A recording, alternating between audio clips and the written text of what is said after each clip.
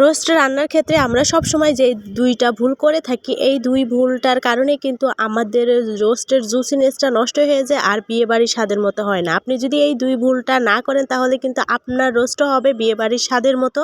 কয়েক পিস কাঠবাদাম নিয়েছিলাম, বাদামটা 10 মিনিট ভিজিয়ে রেখে উপরে খোসাটা ছিলে ফেলেছি। কয়েকটা কিশমিশ দিয়েছি, একটা বড় সাইজের রসুন, একটা বড় সাইজের পেঁয়াজ, কাঁচামরিচ, একটা টমেটো, টক দই, টমেটোর সস আর একটু শুকনো মরিচের গুঁড়া, তারপরে পানি দিয়ে এগুলোকে ব্লেন্ডার জারে ব্লেন্ড করে নিয়েছি।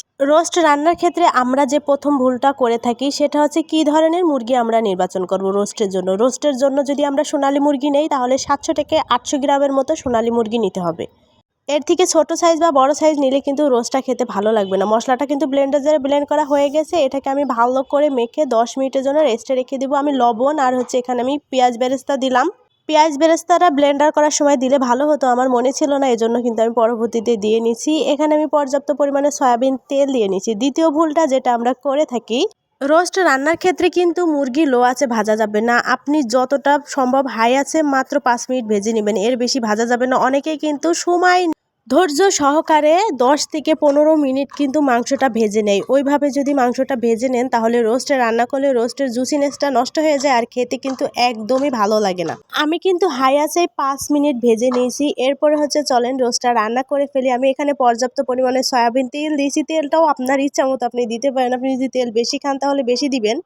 আমার কাছে মনে হয় কম তেল দিয়ে রান্না করলেই ভালো হয়। এখানে আমি কিছু দারচিনি, এলাচ আর তেজপাতা দিয়ে নিয়েছি। এটা যে ভাজা ভাজা হয়ে যাবে রোস্টের মশলাটা কিন্তু আমি দিয়ে নেব।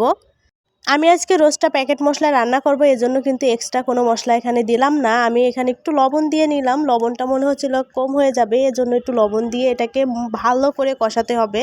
কষানোর পরে আমি রোস্টের মাংসটা রেখেছিলাম রেডি করে, ওটা দিয়ে নিলাম। দিয়ে আরও 5 মিনিট ভালো করে জাল করব। যত ভালো করে আপনি কষাবেন রোস্টে কিন্তু খেতে অনেক বেশি মজা লাগে। এরপরে যে রোস্টের মশলাটা ছিল সেটা দিয়ে নিলাম। আমি আজকে প্যাকেট মশলা দিয়ে কিন্তু রোস্ট রান্না করব। মশলাটা দেওয়ার পরে এটাকে আরও ভালো করে 5 মিনিট জাল করার পরে আমি এখানে ফুটন্ত 2 কাপ দুধ দিয়ে নিয়েছি। আমি আরও কয়েক মিনিট জাল করে নিতে হবে। কালারটা দেখে কিন্তু জাস্ট ওয়াও।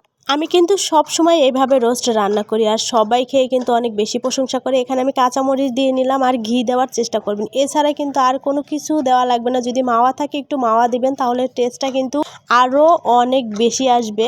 তো এখান থেকে আমি একটু তেল তুলে নিয়েছিলাম, তেল একটু বেশি হয়েছিল। এটা দিয়ে কিন্তু আমি পোলাও রান্না করব। এই তেল দিয়ে পোলাও রান্না করলে অনেক বেশি স্বাদ লাগে। এইভাবে একবার রোস্ট রান্না করে খেয়ে দেখবেন, আঙুল চেটে পুটে খাবে আর সবাই অনেক বেশি প্রশংসা করবেন। আজকের রোস্টটা রান্নাটা কেমন হয়েছে অবশ্যই কিন্তু কমেন্ট বক্সে জানাবেন। আর সবাই পেজটা ফলো দিয়ে রাখবেন এরকম সহজ সহজ রেসিপি পেতে।